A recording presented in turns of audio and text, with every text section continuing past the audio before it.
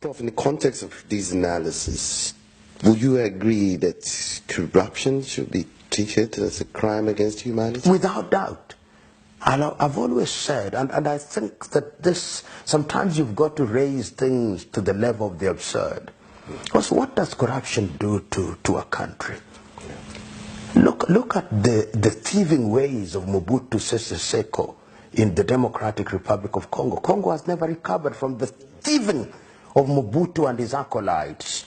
How many people did not have medicine in hospitals, including a hospital named after his own mother, Mama Yemo in Kinshasa?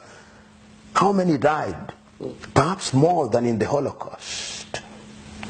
How many people have died in the Cameroons in the 30 years that Paul Biya has been the president through corruption, and all that money is tucked away in Paris in France? How many people die in our roads because of potholes, because some government official took away money that ought to have been used to make good roads?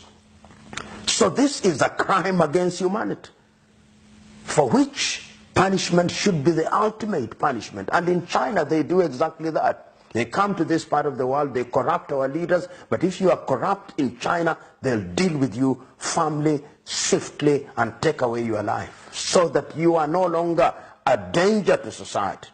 I believe that corruption should be a crime against humanity, because the impact of corruption in Africa in many areas, how many people are maimed because we imported polio vaccination that were not potent, so that somebody could buy a mansion in Florida or some other island in the United States of America or in the Caribbean. How many?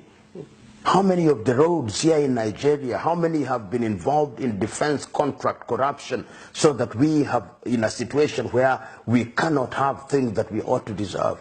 I mean, it has been more pernicious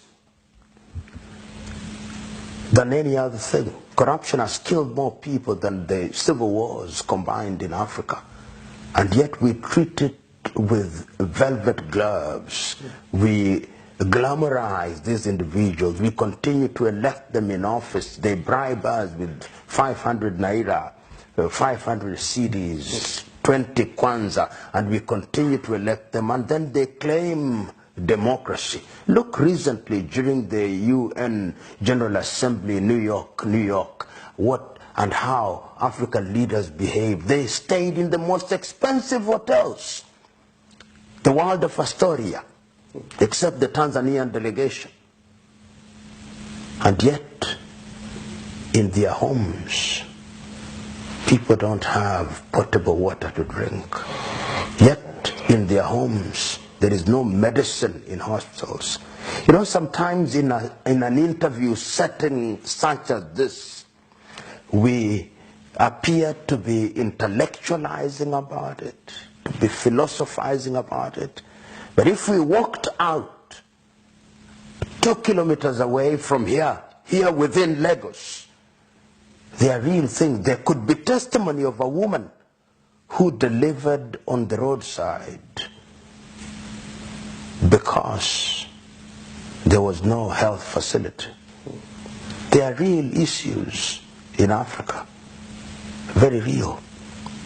Perhaps sometimes we should take these interviews there so that they are testimonies